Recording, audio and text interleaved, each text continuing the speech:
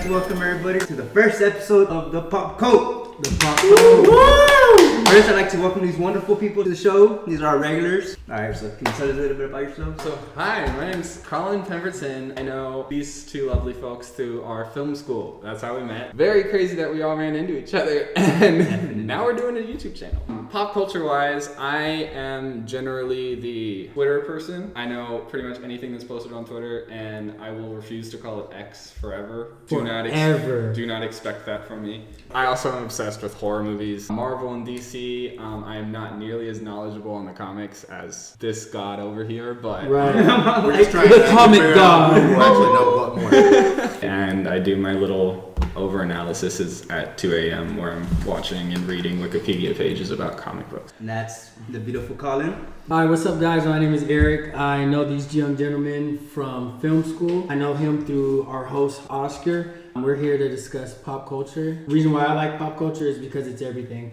It's like across the board, like anything popular, it's like everything. There's a wide spectrum. It's a broad topic. Yeah, so like you can talk about anything. You can mix universes, so much stuff. But a little bit about me. I'm a film major. We're here making, like he said, this YouTube channel come to life, and I'm excited. No, I like that you brought that up because pop cult, it's a broad topic. It's we are going to really be broad topic. Covering a lot of different things. Like we got trailers, we got comic books, music, movies, just a lot of stuff. But since we are limited, we want to know what you guys want us to comment on and give our opinions on. So please leave comments, please, and tell us what you want us to talk about, and we'll bring that. What is it called? Subscribe, and ring that bell. Comment. Yeah. Anything else, Eric? That's about it. Pop culture. Look out for us. Hello there, I am Robert. I love sci-fi and cosmic horror, so we will be diving in on that to you guys to actually love that. And pretty much I will also be some of the front of the artwork. He also knows everything about every manga in existence. Yeah. Oh yeah, by the way, we'll also be talking about anime too. We are manga and comic You are freaks. right about that. Anime is pop culture. Okay, yeah. We are fans. He knows everything. Like, yeah. So like, we're super fans. we cracked the door open and then he just busted wide open for like all the knowledge. So. He's like our fact checker. Like we're just gonna be talking. He's just gonna go, actually. That too, I will. But we're looking forward to that because keep us from getting we want to canceled. keep our content very accurate and specific. So Definitely. get you one of these. They're Robert.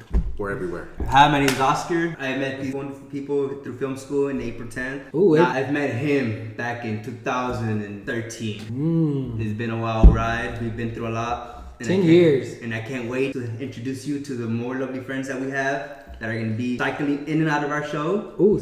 We have more coming. Yeah, They just cycling in and out. They just actually have jobs. Once again, this is a lovely cast that will be our regulars. Now let's get on to our first topic. For this first episode, I'm gonna keep it simple. You can't have pop culture discussion without discussing animated movies. From now and of course our childhood. So let's go ahead and tell everybody our top 5 animated movies. I will start off with this. My top 5 have to be Hunchback of Notre Dame. That's one. But I wanna maybe like as a little because that's one of my no offense, it's not my favorite. I may not like it in the point of its storyline of what it actually identifies, but I do like the form of the characters that actually are in it and the depictions of the choices you have, no matter what you look like, who you are. I like that. Or at any point in your moment, you must always do the right thing. The soundtrack was good. I like the soundtrack. I did like a few of his songs when he actually was doing with the puppetry in the beginning. Yeah, I like that. What's the song? Bells of Notre Dame. The Bells of Notre Dame. It takes you to another place. Yeah, I forgot about that. So it's in my top 10. Iron Giant, that's 2. Quest of Camelot, underrated, I know, that's 3. It's great. 4, Treasure Planet, and then 5, last but not least, Anastasia. Ooh. See, these movies are not only a part of my childhood, but are holding near and dear to my heart because back when I was young, I would go visit my great grandma a lot, and she would have these and a multitude of many movies playing for one of my cousins that has Down syndrome. Oh wow! So like they're very repetitive on what they seem the same. So a lot of these movies got played a lot while I was there. You know, just staring at the screen, just loving them. The stories and theme of each movie basically taught me on how to face real life circumstances and how to go about real life. That is the reason why I love these movies. Yeah. Just like I get that with Hunchback and Anastasia and all that. How to basically be your own hero, be your own savior, and to reality hits. do the right thing. and do the right thing no matter what. Yeah. Come on now. I feel like that is like Do the right thing. animation gets like shit on sometimes for having these like childish messages, but A lot of adult themes. I feel so strongly that The those impact. messages are needed for adults. Yeah, now because they forgot. Way more than for children. Yeah. And just that's one of the things I like about animated movies is the kids force the parents to watch it and it kind of gets a message across. So now those are my top 5. Okay, so my top 5. I'm mad at you for making me pick a top 5 because animated movies to me There's so many. it was just like I was over here struggling. But for me, my top 5, it actually just came out live action. But when it was released, it was the Little Mermaid. It was an animated film. I can go into hours about this movie, but I won't. It just We might one day. right one day. The storyline for me for that one was it just represent you can be whoever you want to be. Yeah. This sea creature turned into a human. So if you want to be what you want to be, do it, because she can. You know what I mean? And then my second one was The Rescuers Down Under. Ooh, that's a good one. That one right there is just like a good feel-good movie. It's just real nostalgic, very just like... I don't know, I can't explain it. I think about my cousins, my brother, sitting back on the couch watching that movie. Good times, basically. Good times. And the next one, following that one up, is the same feeling for me is An American Tale, Five Goes West. That one to me is just like another feel-good movie talking about like, you know, you can be whatever you want. This mouse journey became a sheriff deputy. Like he ate it, okay? He used his imagination and whatever Yes. he wanted. And he had the best sidekick in the movie, Tiger, the cat. Yes. Now my next one is like more adultish. It reminds me of it's a childhood movie. It reminds me of my cousins, my brothers. It's called Bebes Kids. You have to see it. It's a great adult comedy animated movie. It's like a family adult comedy film. Yeah. It's actually pretty nice. And then my last but not least, Rainbow Bright and the Star Stealer. Came out in '85, the year I was born. She has that full blue bodysuit. She has like these ring things on her arms. Rides this like horse with rainbow hair, and then like her sidekick in the movie, he rides this like metal horse. If you haven't seen it, Rainbow Bright and the Star Stealer, It's a good one. great one. But that's my top 5. So I'm definitely not making my list right now. So Robert, what are your top 5? As you guys can see me, I'm a little bit more of an old school. First I'm going with, it's heavy metal. I love its 3-way story that just connects together a trilogy of an arc. That's amazing through That's a good one. nice I love music that tone, and Forgot about that one then back again. how the animation just hits you hard in many different ways. Either if it's just realism or just emotions through faces, or some shit that just touches in with you that just gets you in your emotion. right. My second is, this is like very old. I found this like when I was a kid, probably in 99 or 2000. And I found it as a DVD. It was called Wizard. Ooh. Supposedly the story was like Lord of the Rings with elves and little imps and crazy cosmic war and a wizard that had them all subjugated, and he had this stalker, which was his hunter. But not to get full into the story, in the end it's just pretty much more of war of its own dictation of your own standard. And for the next film that actually did push me a lot in my life, and pretty much because the story and the music went very good with a lot in tone, is The Great Mouse Detective. Ooh. Vincent Price as a villain right there, as the rat, he's just perfect. Even though the other characters are also great, and especially for the comedy in there. As much as others may not think this one is all pure animated, but it's actually live and animated, cool world. If some of you old cats out there, you may really like this. Some of you new kids, I would say if you're 16, a little bit older, you will understand the tones, and it will be very enjoyable. And if you all would really even give this a try, I mean, this is like Detective Conan type back in the day. Lupin the Third. Any film, even part 1, part 2, part 3 to part 4 to part 5, it's all great. Storyline, activities, the ways of expertise, and the way that it gets to your mind, like if it was reading a real storybook or a spy book, which makes it more intriguing. And those are my 5. Thank you very much. I like that. That was an amazing list. A lot of underrated movies that I haven't seen since I was very young. Colin, Awesome. your turn. I definitely did not just make my list Yes, he did. at all.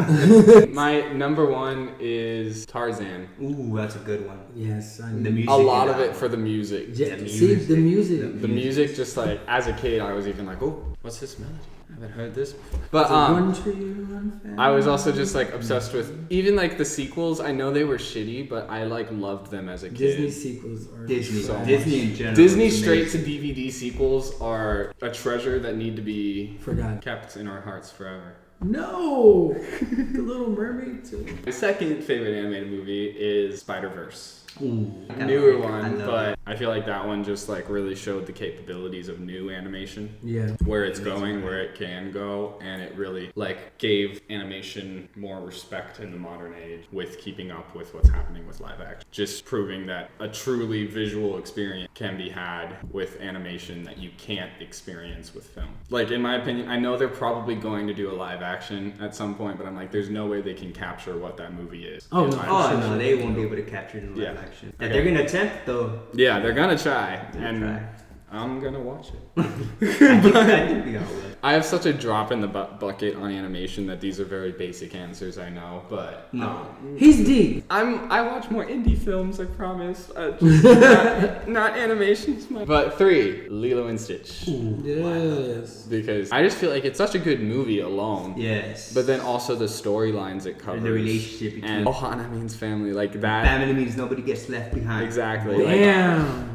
Just it's such a good message, and it's also such a good metaphor for like acceptance and tolerance, and just they cover a lot in that movie. Honestly, in a really smart way. Yeah, I'm glad you put that on there because that was that ran across my mind. It was like top 5. There's so many that I was like, I'm a Disney bitch, but me too. I think we all. And then Except for the sequels. number 4 is a newer Disney one. It's Luca. Oh, yes. Yes. Oh, Just yes. because that one was so visually just amazing, and the story also is very similar to Lilo and Stitch in that like acceptance, but it definitely hit the nail on the head a lot more. And it also has that found family and just like protecting your family. And like I also love the storyline with the parents. In my opinion, it is very much can be seen as a queer metaphor with him literally coming out of the water and his very close relationship with a male throughout the movie. Yeah. I thought that after I watched the movie. The entire time I was we're like, identifying. it's very much with him because his whole storyline is him accepting he has a double identity, he has a double life, and having to accept that that's part of himself, and that it isn't a double life, it's just him. Like he isn't two people, and I feel like that's very common with the queer experience. Is you get into the point where you have to hide part of yourself, and now you're split, and you feel like two people. And I just really love that movie. I really connected with that movie. And then 5th isn't technically an animation, but it's no breaking the rules. Coraline. Yeah, Actually, it is animation. It's claymation. It's different type of animation, but Coraline. I was gonna do James and the Giant Peach. That's actually a good one. But I just love Coraline, and also like I'm a horror bitch, and that's like the best little kid horror. There's Monster House too, but Coraline just... Monster House. Oh, Monster House was good. But I love Coraline as a kid. I was scared of it, but I adjusted. And I faced your fear. I was scared of overcame. Monster House. Monster House scared the shit out Scared of me. the shit out of me. Like when that thing came alive and started Right. I did not recover. There was no safe space. Right. Now the house can Now the house can run. Now the house can literally chase you down the street. Was a scene that was there a scene where he ate the little kid off the big? He lured him in. All he had to do was walk to the sidewalk, and it just licked him up like a freaking tongue. Just like nothing. And then they never really addressed what happened to those people. But that movie was terrifying. That's a little sub conversation because that wasn't technically on my list. But that's my top 5. Yes, I like that top 5. Slay, Luca. Thank you everybody for your top 5. I know it was a hard decision to make. Very. Especially because of the big wide spectrum of animated movies that there are. This is just a nice little intro to us, get to know us a little bit better, but we have a lot more opinions to share. We love to hear ourselves talk. Especially me. Just let us know what else you want from us. What other top 5s do you want? Let us know what you want us to talk about, discussions you want us to geek out about. Right. And if we missed anything or have any add-ons to what we were saying, please comment, let us know. Like, bam, bam. And hey, drop your top 5 in the comments below. What are your top 5 animated movies? If you disagree with any of ours. Right. I know there's people out there that probably disagree, but... Which, if you disagree, you are more than welcome to comment. I would love to see your input on what you love to watch and what goes on in that wonderful mind of yours. Yeah. So once again, that wraps up for the Pop Code. Thank you for watching. Like, subscribe, and I'll see you in the next video. Code out.